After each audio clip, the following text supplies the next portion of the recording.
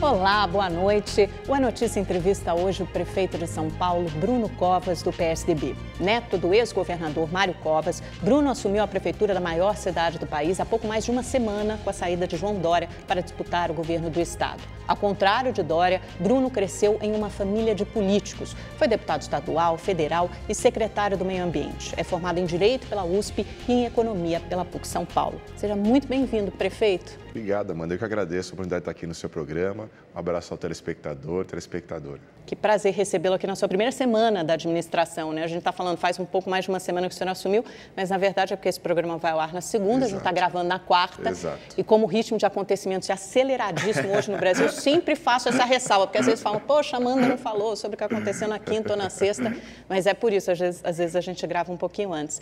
Prefeito, o senhor é o mais jovem prefeito de São Paulo desde a redemocratização, né? Tem 38 anos, acabou de completar no último sábado, parabéns, mas carrega a responsabilidade e o peso de um dos sobrenomes mais tradicionais da política paulista, né? Covas. Como é que o senhor se sente ao assumir a prefeitura da maior cidade do país? Olha, é uma tripla responsabilidade. A primeira delas, eu acho que, como você mencionou, é com a minha história, né? Se tem uma coisa que meu avô me deixou, foi um legado de política com P maiúsculo, enfim.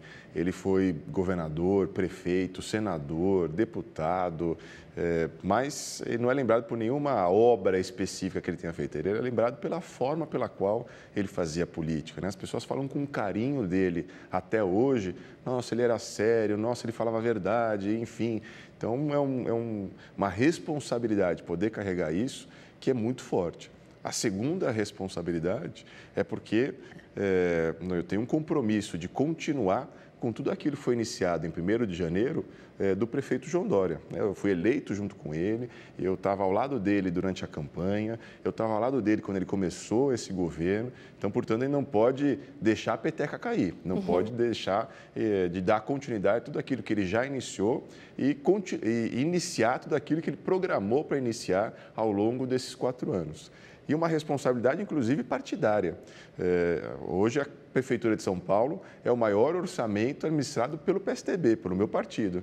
Então, do ponto de vista partidário, tem uma responsabilidade, porque, sem sombra de dúvida, isso vai interferir no futuro do partido. Então, seja por conta da responsabilidade que eu tenho do sobrenome, seja por conta da responsabilidade que eu tenho com o João Dória, seja por conta da responsabilidade que eu tenho com o meu partido, a população tem muito que cobrar de mim. É verdade, prefeito. Olha, o senhor tem muita responsabilidade pela frente. O senhor vem, como a gente estava falando, de uma família de políticos tradicionais, mas em 2016, São Paulo elegeu um gestor, alguém que se vendia como novo, como antipolítico, e agora o Dória saiu e assume um político de carteirinha. Será que era isso que São Paulo queria em 2016? Nesse sentido, não é uma contradição?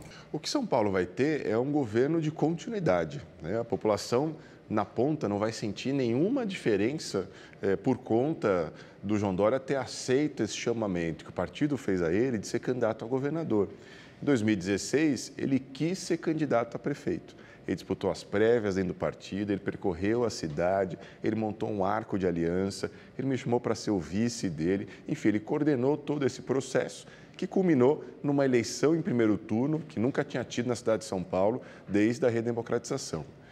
Entretanto, agora, a bancada de deputados estaduais, a bancada de deputados federais, a bancada de vereadores, o partido como um todo, 80% dos militantes, através de uma prévia, pediram para que ele fosse candidato a governador. Então, agora ele aceitou esse desafio e a população não vai sentir nenhuma diferença. Muito pelo contrário, acho até que como governador, eu e ele vamos poder atuar em parceria que só vai beneficiar a população da cidade de São Paulo. Mas o senhor falou do chamamento do partido, mas por outro lado a gente tem milhões, acho que 3 milhões de eleitores que votaram em Dória e encaram essa saída dele, né, muitos desses eleitores, como uma traição, né, por ele ter saído depois de 15 meses de mandato. Esses eleitores não têm razão em ficarem zangados com Dória e o cobrarem por isso? Esses eleitores vão poder julgar esta atitude nas urnas em outubro desse ano, né? Acho que é complicado a gente querer falar pelas pessoas. As pessoas vão poder dar o seu recado na urna. A população, a cada 2 anos, ela é consultada. Ela vai avaliar em outubro se o passado do João Dória e aquilo que ele se compromete a fazer no futuro, ele pode ou não continuar a fazer política sendo governador de São Paulo. Mas do seu ponto de vista, visto, o senhor faria a mesma coisa? Não é uma falta de compromisso? Porque o político se compromete com a população a permanecer durante aqueles 4 anos. A cada momento você tem que refletir, né? Política, por mais que seja um jogo coletivo, por mais que política seja impossível você fazer individual, as decisões elas são individuais. Não foi fácil, por exemplo, para mim, em 2011, apesar de ter sido deputado estadual mais votado na eleição de 2010, eu tive 240 mil votos para ser deputado estadual, a aceitar o convite do governador Geraldo Alckmin de ser secretário de Estado. Acabei aceitando o convite, fui secretário dele de Estado do Meio Ambiente. Algumas pessoas vieram reclamar, poxa, mas eu votei em você para ser deputado, não para ser secretário. E aí eu fui julgado em 2014. E eu saltei de 240 para 350 mil votos. Quer dizer, a população, no final das contas, avaliou como positiva aquela atitude que eu tive de deixar, né, de me licenciar de ser deputado estadual para ser secretário de Estado do Meio Ambiente. Então, cada momento exige uma reflexão. Apesar do senhor dizer que é uma gestão de continuidade, são 2 pessoas diferentes. Eu queria saber quais são as suas diferenças em relação ao Dória e quais são as suas semelhanças. Eu acho que sou um pouco mais calmo do que o João Dória, né? Ele tem, assim, um estilo de ser um pouco mais acelerado, apressado. Eu acho que eu sou um pouco mais calmo do que ele. Agora, nossas semelhanças...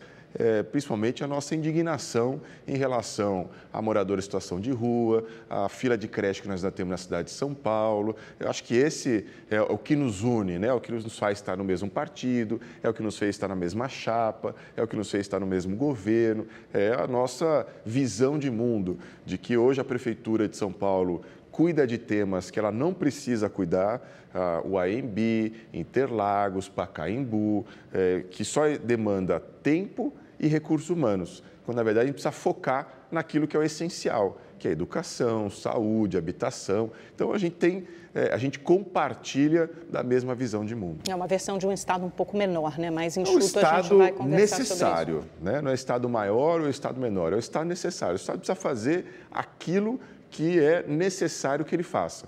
Deixa de cuidar de um hotel, ou cuidar de um estádio, ou cuidar de um autódromo. Isso a iniciativa privada pode fazer. Agora, precisa ter escola de qualidade, precisa ter professor bem pago, precisa ter remédio no posto de saúde. Essa é a obrigação da prefeitura.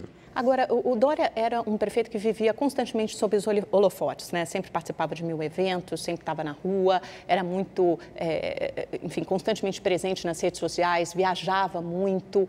O senhor vai ser um prefeito assim?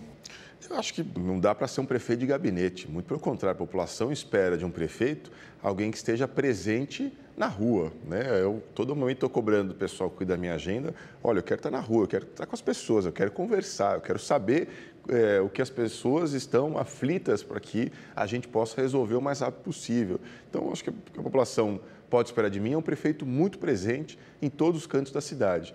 Não por acaso, eu assumi dia 6 de abril, numa sexta-feira, às 15 horas da tarde, e meu primeiro compromisso foi no dia 7, sábado, dia do meu aniversário, às 7h30 da manhã, na cidade de Tiradentes, que é extremo leste da cidade de São Paulo, mostrando que eu vou estar presente em todos os cantos da cidade. O senhor vai trabalhar sábado e domingo também, como o Dória fazia? Não há sábado e domingo, não há fim de semana, não há feriado para quem quer administrar uma cidade como São Paulo. Claro que, eventualmente, ele tem que dar uma descansada, mas não é porque é sábado ou domingo que eu vou deixar de fazer agenda. O Dória tem um discurso fortemente antipetista. No dia da prisão do ex-presidente Lula, por exemplo, ele divulgou um vídeo nas redes sociais comemorando a prisão dele. O senhor é antipetista também? Bom, acho que a minha história fala por si, né? Eu fui deputado de oposição ao governo Dilma, eu participei da comissão processante do impeachment, votei a favor do impeachment da presidente Dilma. Agora, eu não sou uma pessoa que tenho qualquer tipo de satisfação com a prisão do Lula. Eu acho que é o certo, é o correto, é o que precisa ser feito, mas não há nenhuma satisfação pessoal minha. Eu acho que o João carrega um pouco mais essa questão do discurso, do anti-PT. É um discurso mais agressivo, eu prefiro fazer um discurso mais da linha do que é preciso ser feito, enfim, acho que essa preocupação em relação a questões partidárias, eu deixo para o legislativo fazer. Do ponto de vista do executivo, não é a minha preocupação, acho que não é a minha seara, não é aquilo que eu tenho que fazer. Posso até me posicionar politicamente, não há nenhum problema em relação a isso. As pessoas esperam, né, de quem é líder, de quem assume posições políticas, que ela possa se manifestar, que ela possa ter posição, mas a preocupação principal minha é se está faltando remédio no posto de saúde, é quantas unidades habitacionais nós vamos construir. Eu acho que essa é a minha preocupação, é aquilo que eu preciso falar para a população. Porque é um discurso que pega, né? O eleitorado paulistano é fortemente antipetista, não é à toa que o Dória carregava nessa tinta.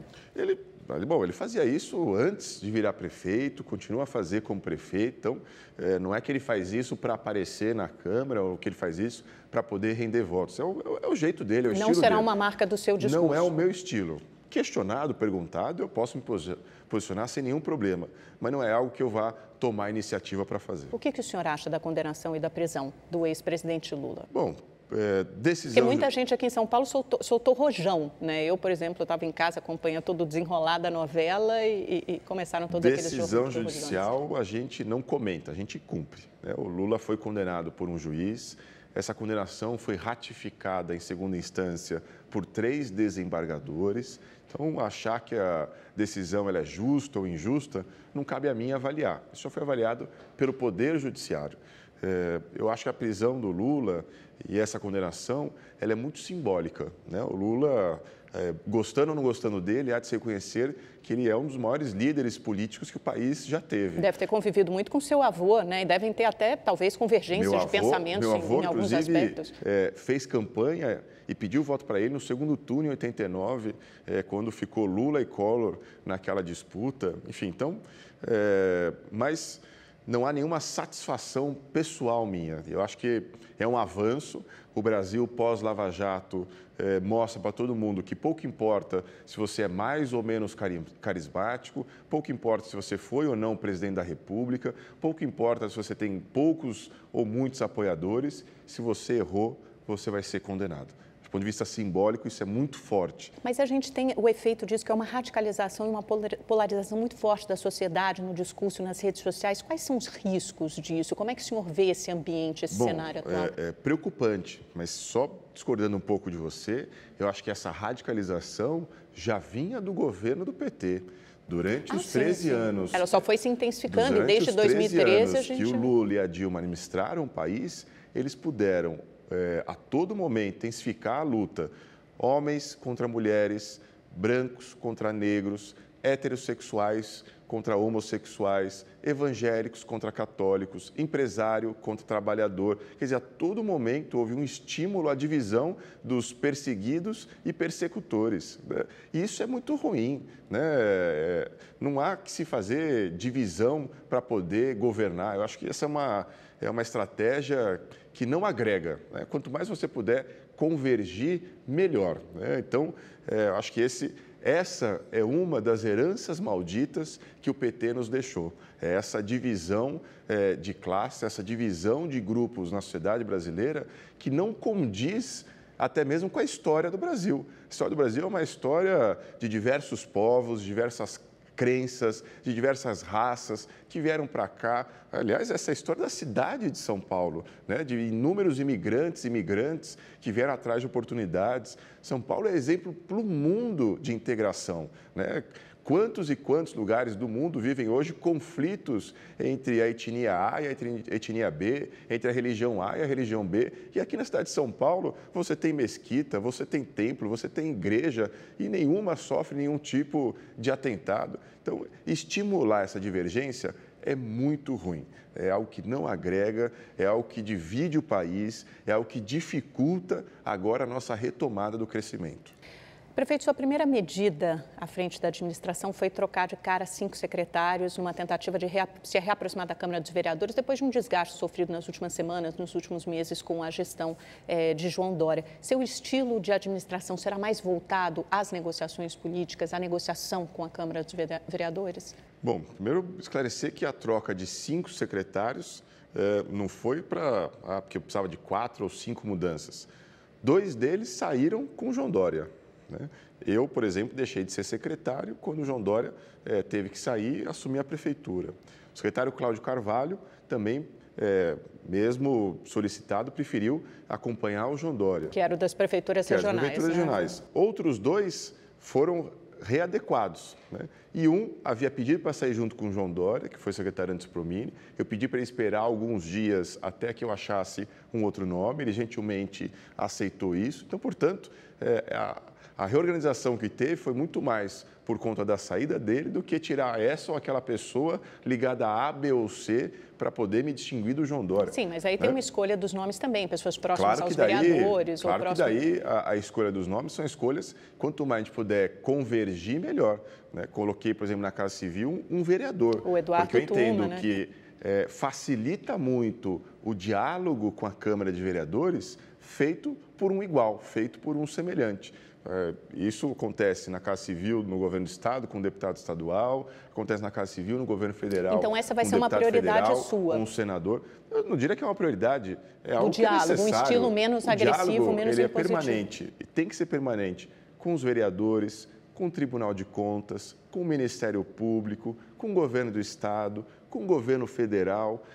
A gente não faz nada sozinho, né? Não adianta achar que é o prefeito, então é Deus. Não é verdade. Você tem limitações orçamentárias, você tem limitações legais, você tem limitações de atribuições. Ou seja, por exemplo, a questão da Cracolândia. Muitas vezes o prefeito João Dória não entendia essas limitações do orçamento imagina, e as limitações do diálogo. Vezes, ele comprou briga com o Tribunal de Contas chamar no em município. reuniões grandes todos os setores envolvidos para poder encontrar uma política comum. Várias vezes ele chamava inúmeros secretários, sociedade civil, para poder enfrentar isso. É claro que o que ele fazia, ele chamava no peito. Não, pode deixar que eu vou resolver. Mas não resolvia sozinho. Essa é a marca que ficou. Ele sabia da necessidade de chamar todo mundo. E as coisas só saíam quando ele envolvia todo mundo na mesma mesa. Então, não é verdade que ele queria fazer qualquer coisa individualista, não. O senhor foi afastado do comando da Secretaria das Prefeituras Regionais, né, que era a vitrine do João Dória, por supostamente não atender às demandas, às metas de zeladoria. As pessoas ainda continuavam reclamando de farol apagado, mato alto, rua esburacada. O Dória disse que isso melhorou na gestão seguinte do Cláudio Carvalho, que também saiu agora para acompanhar o próprio Dória. A falha foi sua na execução dessas políticas ou foi o Dória que não conseguiu entender as limitações de orçamento e as limitações públicas da administração? Nós tivemos algumas divergências de entendimento naquela oportunidade. Uma dessas, você mesmo apontou, foi a questão orçamentária. Eu apontava que era necessário ampliar os recursos da Secretaria. Para você ter uma ideia, Amanda, em 2017 nós tínhamos 350 milhões de reais para fazer a zeladoria na cidade de São Paulo.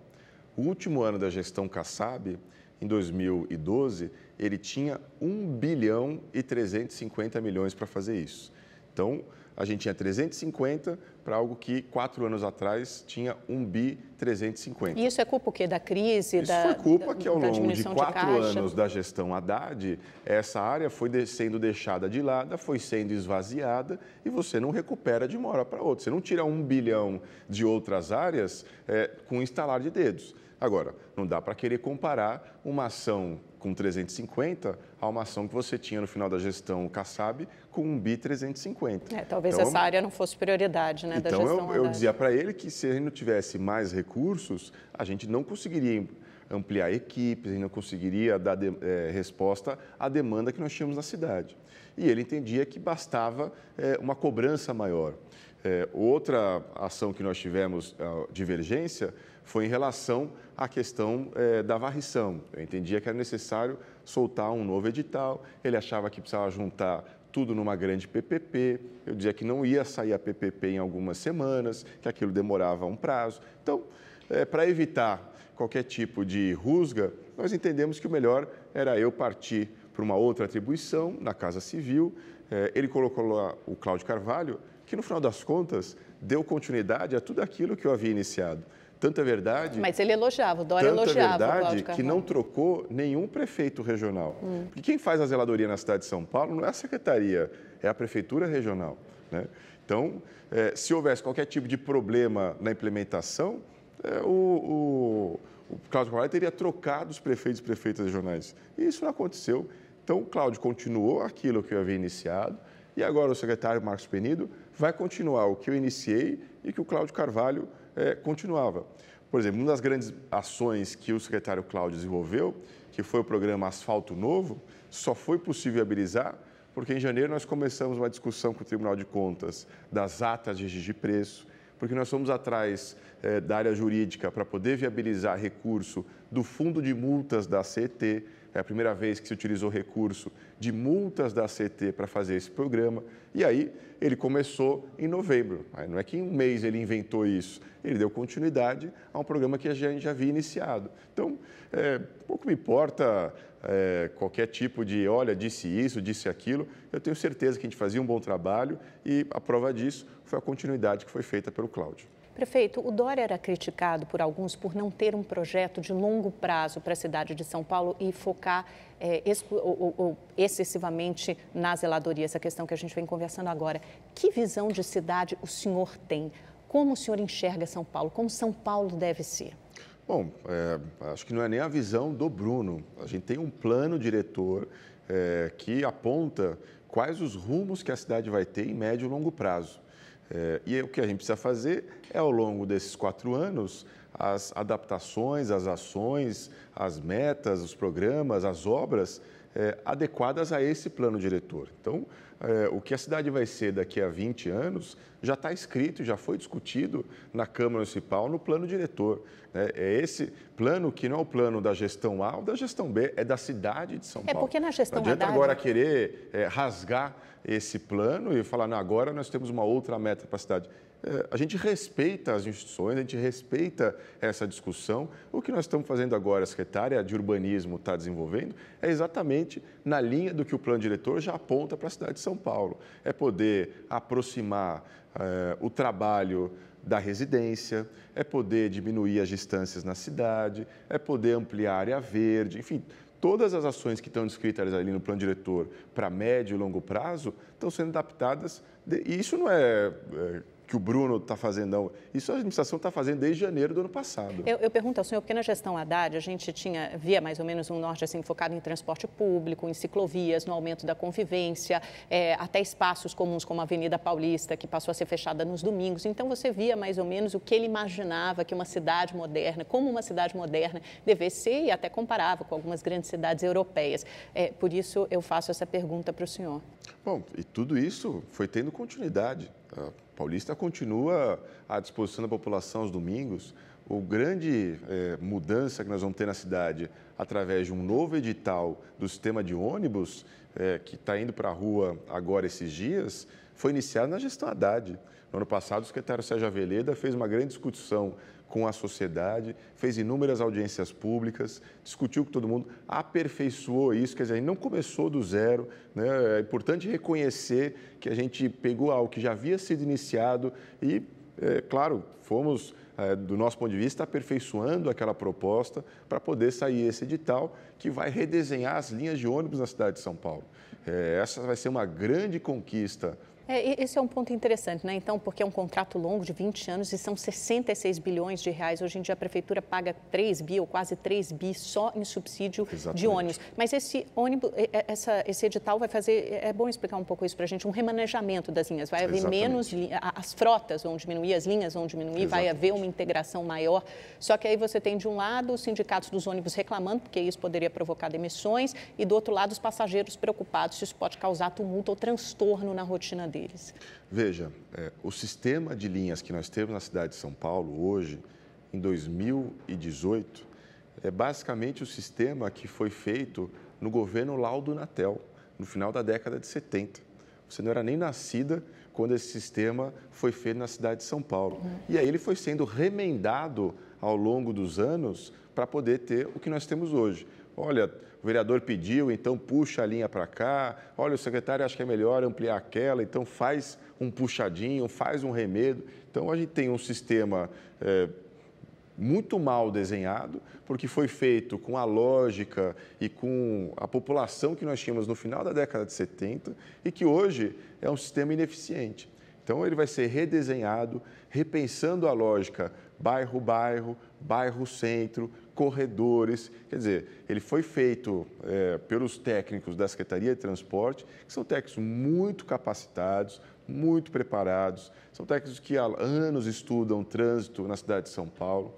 E eu tenho certeza que essa mexida, que talvez cause algum certo desconforto inicialmente, olha, eu pegava uma linha, o ponto era ali, agora vai ter que ser aqui.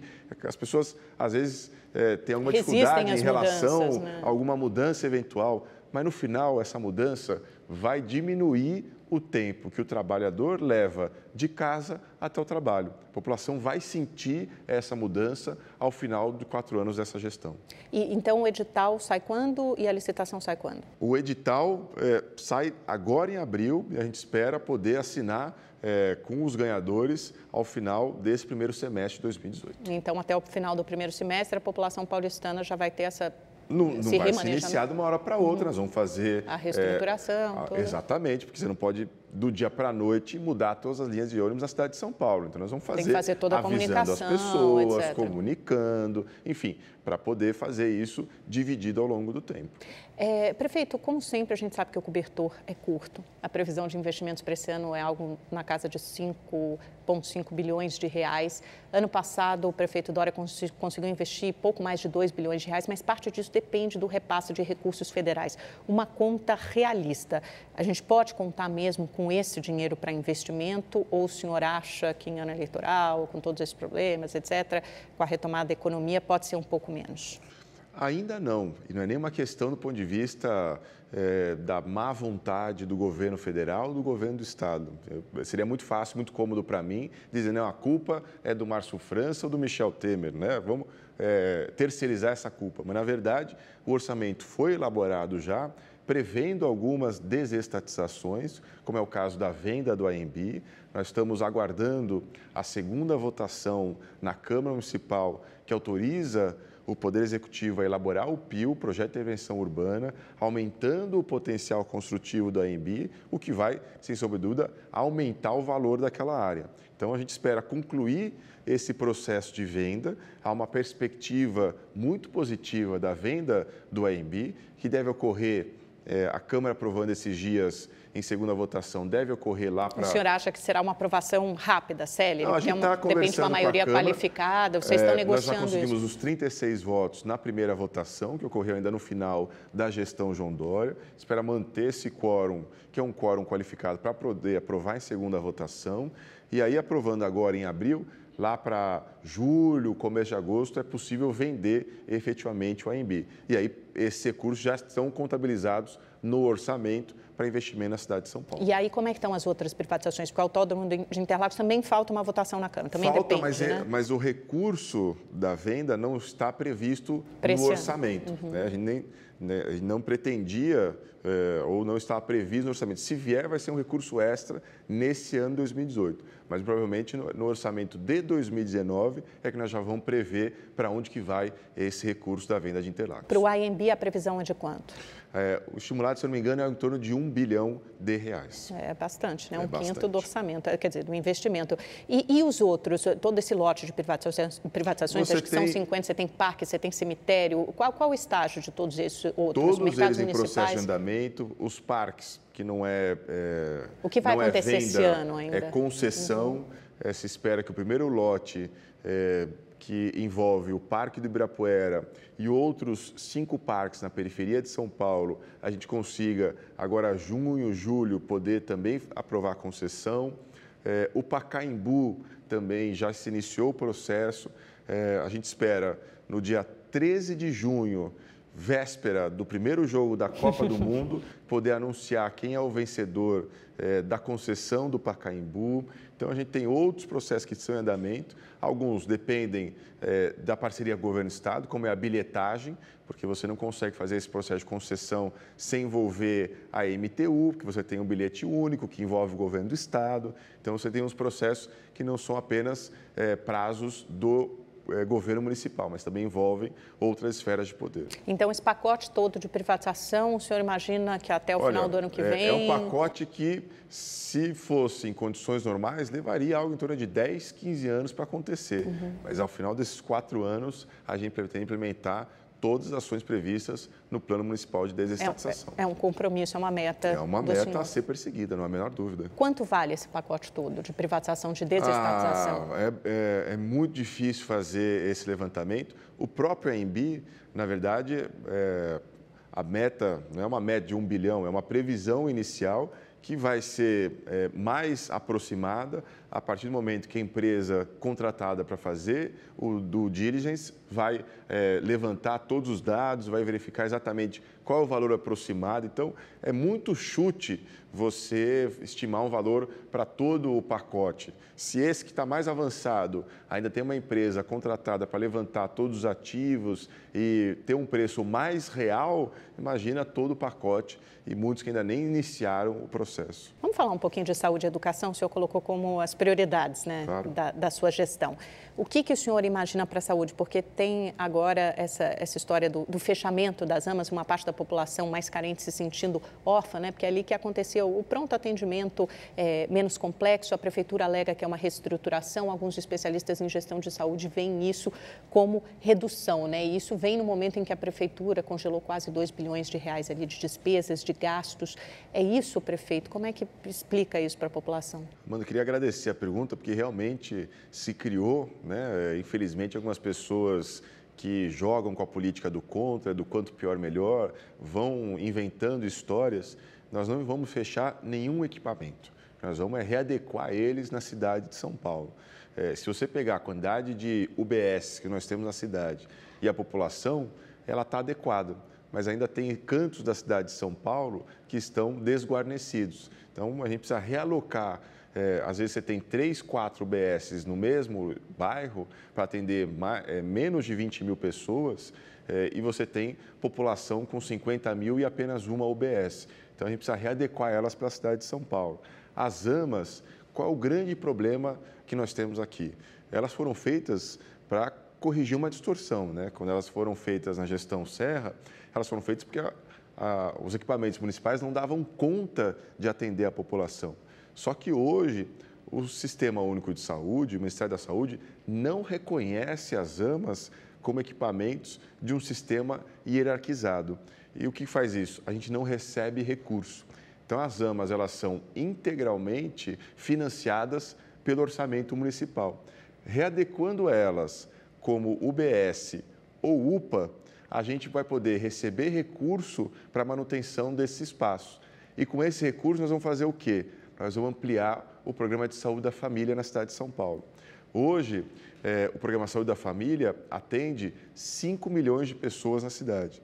Só que nós temos, aqui na cidade de São Paulo, 6 milhões e meio de pessoas que são SUS dependentes, ou seja, que dependem do Sistema Único de Saúde para poder ser atendidas. Então, nós vamos ampliar de 5 para 6 milhões e meio de pessoas que são atendidas pelo Programa Saúde da Família. Que é um programa mais preventivo, que é um programa, né? Que faz a prevenção, que tem uma equipe multidisciplinar que visita as pessoas. A prevenção é a grande política de saúde, né? Não adianta achar que a porta aberta é o que funciona. A porta aberta não funciona em nenhum lugar.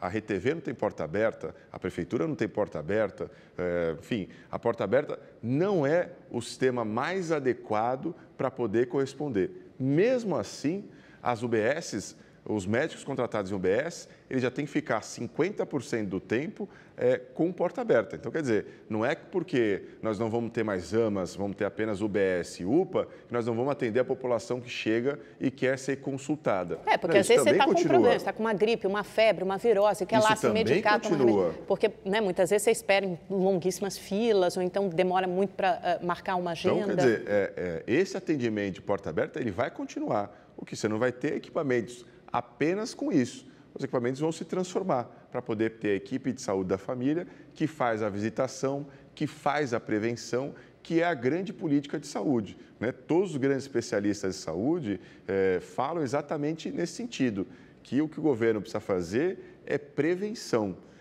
Esse é o principal foco. Eu sei que isso às vezes pode criar uma dificuldade, mas... Até porque são problemas diferentes, né? Não sei o quê e tal.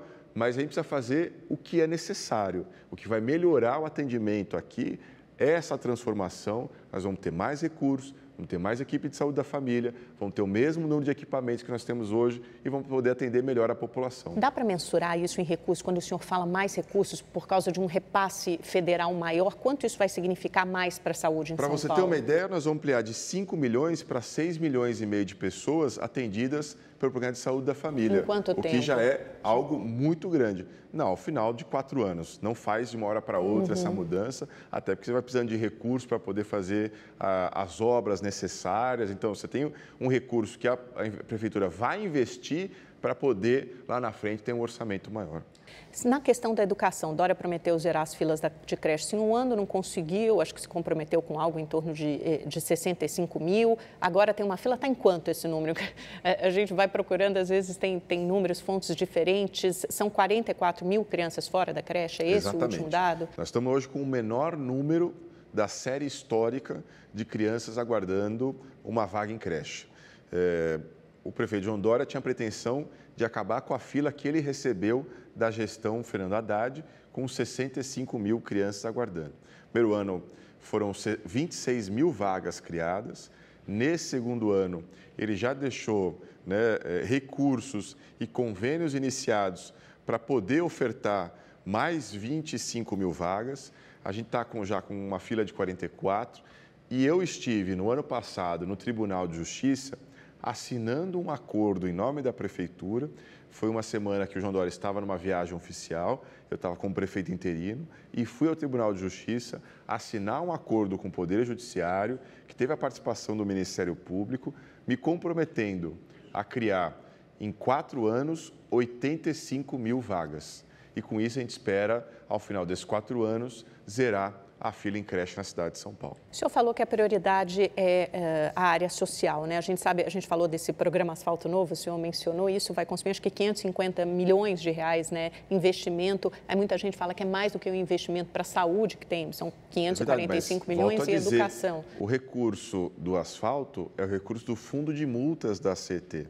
E a gente tem uma legislação federal que diz aonde que nós podemos usar este recurso. Esse recurso vai ser utilizado em questões relacionadas ao trânsito. Não podemos pegar o recurso de fundo do mundo da CET e construir creche ou construir unidade básica de saúde. Ele tem uma vinculação.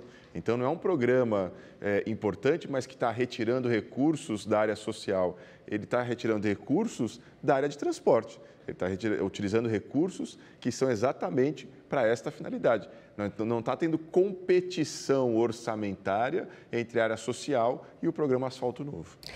Prefeito, houve greve de professores, manifestações durante a tentativa de reforma da Previdência, os vereadores não gostaram de virar alvo dos servidores. O João Dória errou na condução da reforma da Previdência ao tentar impor isso e aprovar a toque de caixa antes dele deixar a Prefeitura? Não errou, porque a reforma da Previdência é uma necessidade, né? Mas ele tentou aprovar rapidamente. O fato de não ter conseguido, significa que não conseguiu, mas ele precisava tentar.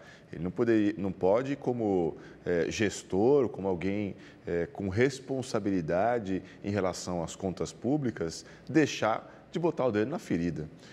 Agora, o Legislativo é um outro poder, entendeu que era o momento de se criar uma comissão para estudar melhor o tema, e a gente respeita o prazo e o tempo que o Legislativo quer dar a essa discussão. São mais 4 meses, né, de debates. Enfim, agora a bola está com o Poder Legislativo. O Executivo já enviou a sua proposta do que ele acha que é necessário ser feito para poder resolver esse problema, que não é um problema simples, que não é um pequeno problema. Você estava falando no bloco anterior que nós chegamos já a um subsídio de 3 bilhões de reais. Para o transporte aqui na cidade de São Paulo. O subsídio para a Previdência Municipal, no ano passado, foi 4,7 bilhões e nesse ano chega a 5,8 bilhões. Esse é o tamanho do rombo, esse é o tamanho do valor que a Prefeitura precisa colocar para pagar a Previdência, porque nem a contribuição dos funcionários e nem a contribuição da Prefeitura dá conta de pagar isso. Para você ter uma ideia, Amanda, nesse ano de 2018, se você somar a contribuição patronal, que já é uma obrigação da Prefeitura, com o que ela coloca de rombo, dá 90% do IPTU. Então, de cada 10 pessoas que pagam IPTU, na verdade, 9 estão pagando a aposentadoria dos servidores municipais. No ano que vem, isso chega a 100% do IPTU. Ou seja, nós não podemos fazer como o governo federal, que chega no final do ano e tem déficit. O governo federal chega no fim do ano e não paga tudo o que precisa pagar. Aumenta a dívida, né? Ele aumenta a dívida. A prefeitura não pode fazer. Porque se fizer, eu vou preso. É crime previsto em lei. Então, eu não posso fazer isso. O que eu tenho que fazer? Ou a gente faz a reforma, aumentando a contribuição do servidor, que é hoje beneficiado por um sistema onde ele se aposenta com valor integral. Vamos lembrar que todo trabalhador que contribui com o INSS, ele recebe o teto, até o teto de R$ 5.600. A aposentadoria média no Brasil é de R$ 1.900. E a aposentadoria média de um servidor do município é de R$ 6.900. Mas tem muita gente que ganha menos do que isso, não só de aposentadoria, mas nativos, professores, por isso que a proposta da prefeitura era cobrar menos de quem recebe menos e cobrar mais de quem recebe mais. Exatamente porque... Que era chegar até os 19% e isso já foi excluído. Que não dá para tratar de forma igual os desiguais. Agora, o problema existe. Ou a gente resolve com a reforma, ou a gente resolve diminuindo o recurso da educação, da saúde, da cultura, do meio ambiente, da zeladoria, ou a gente aumenta imposto. Nós entendemos da prefeitura que não é justo fazer a Dona Maria lá de Perus, o seu João lá de Parelheiros, o seu Zé lá de Sapopemba, ter um imposto aumentado para poder pagar a aposentadoria do servidor municipal. Agora, essa é uma escolha que agora a Câmara Municipal vai fazer. Mas o senhor vai se empenhar pessoalmente, quer dizer, continuará sendo uma prioridade, porque é óbvio que o Executivo tem peso. É uma necessidade, não é nem uma prioridade.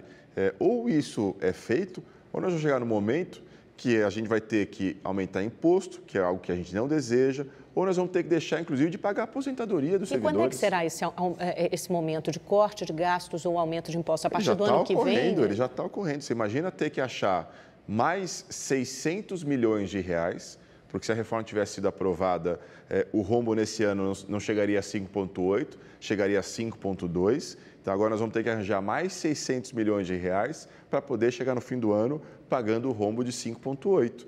E isso significa cortar dinheiro daqui, cortar dinheiro da colar, cortar investimento, porque não há milagre, né? O orçamento é um só, o cobertor é curto, você puxa para um lado, você vai descobrir outro. E está estourando essa bomba para todo mundo ao mesmo tempo, né? O governo federal, a gente já viu a novela da Previdência, a gente já viu nos governos estaduais, Rio de Janeiro, e vários outros estados aprovando esse aumento de contribuição previdenciária dos servidores. Lembrando que a reforma aqui, ela não mexe em pontos que são constitucionais, como o tempo de contribuição, a idade para aposentar, isso tudo a gente não mexe.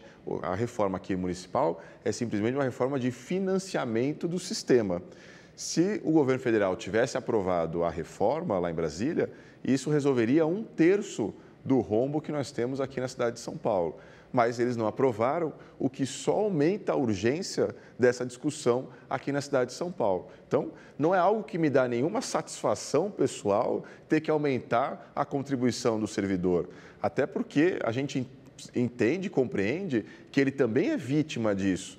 Só que hoje, o sistema que foi criado lá no passado, onde você tinha 10 na ativa e 1 aposentado, era um sistema pelo qual quem estava na ativa pagava a aposentadoria do aposentado. Sim.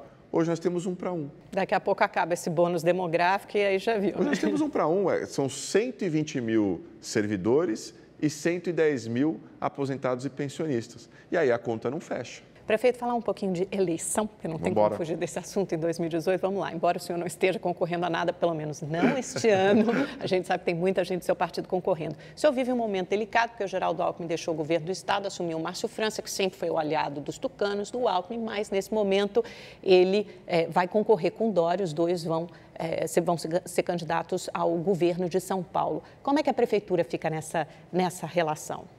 Bom, pode sofrer algum impacto de repasse estadual? A prefeitura, ela é institucional, né? Não há nenhum alinhamento das ações municipais por conta de vista das eleições de 2018. A gente sabe que quando o prefeito e o governador trabalham juntos, fica muito mais fácil. Nós não vamos pautar as ações do ponto de vista eleitoral.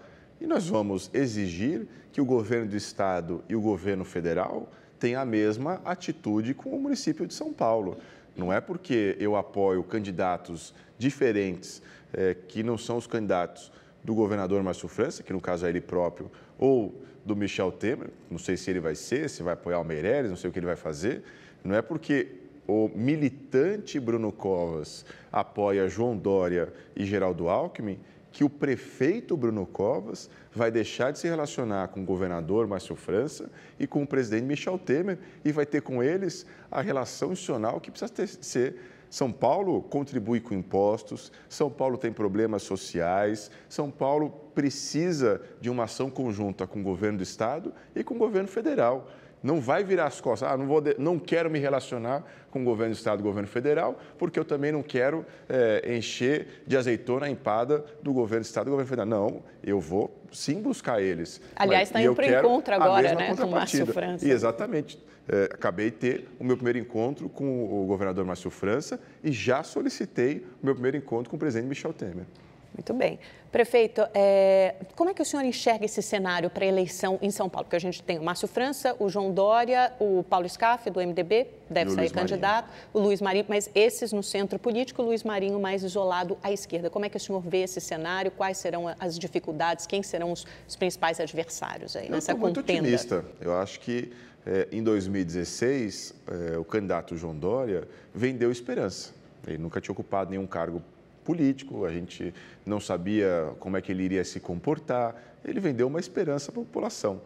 Nesse ano 2018, ele vai vender trabalho, ele vai mostrar o que ele fez como prefeito da cidade de São Paulo, foi um prefeito que trabalhou bastante, foi um prefeito que entregou diversas coisas para a cidade. Você não tem muitos candidatos com ideias parecidas? Social. É verdade, mas França, Scaff, nós temos um trabalho para mostrar dele como prefeito da cidade e, mais do que isso, do PSDB ao longo desses últimos 24 anos, que fez com que o estado de São Paulo estivesse hoje numa situação bem diferente do que está o Rio de Janeiro, com intervenção federal, do que estão outros estados que não conseguem pagar a aposentadoria, do que estão outros estados onde o crime organizado domina tudo, enfim. Então, nós estamos numa situação bem melhor do que estão os estados, não é por acaso, é porque aqui a gente teve governos responsáveis. E é este legado que ele vai defender, é este legado que vai credenciar a candidatura dele e, mais do que isso, é o que ele vai se comprometer com a população pelos próximos 4 anos. Então, embora a gente tenha aí uma disputa com outros candidatos, né? Que são candidatos que eu respeito a história de cada um deles, eu acho que o João Dória tem tudo para sair melhor. São Paulo está mais fácil do que a eleição nacional? Eu não diria para o Dória está mais fácil do que para o Alckmin? Mais fácil, porque nenhuma eleição é fácil ou difícil. Todas são difíceis, né? Agora... Mesmo quando você é o franco favorito, você apanha mais, você é mais vitrine. Então, mesmo assim, não é uma eleição fácil.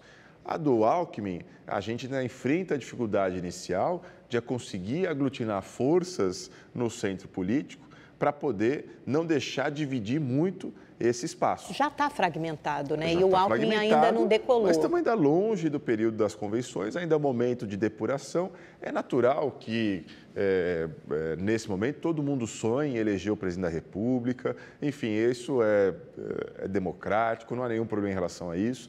Agora, a gente espera mostrar que, se não houver convergência, ninguém vai chegar a nenhum lugar. E mais do que isso, nós vamos abrir a possibilidade de radicalização, de ter no segundo turno a extrema-direita e a extrema-esquerda. E aí é um horror, porque qualquer extremo é ruim, né? Qualquer extremo significa abrir mão de liberdade, significa abrir mão de crédito internacional, enfim, qualquer extremo é ruim para o país. Então, se a gente não conseguir unir as forças dentro do centro, quem vai sair prejudicado é a população. Então, o senhor vê um risco real do centro não chegar até o segundo turno se continuar essa fragmentação? Claro que eu vejo.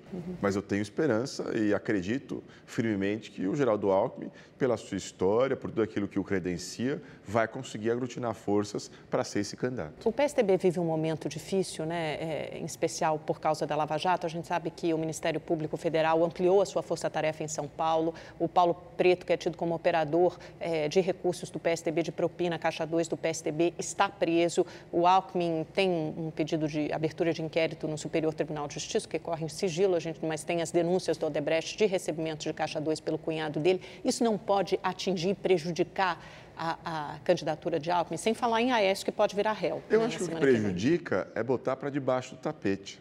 Que seja investigado mesmo e que, havendo eventuais responsáveis, que eles sejam culpados. Não é porque é do meu partido que não merece ser investigado. Se for do meu partido, que seja investigado, que seja expulso do partido. Né? Eu não vou passar a mão na cabeça porque é conhecido meu, porque é amigo meu, porque é companheiro de partido. Pouco importa. Isso é que prejudica a imagem de um partido. É dizer, não, é meu, então eu vou esconder, vou fingir que não existe. Não, vamos botar o dedo na ferida, vamos trazer luz para o problema.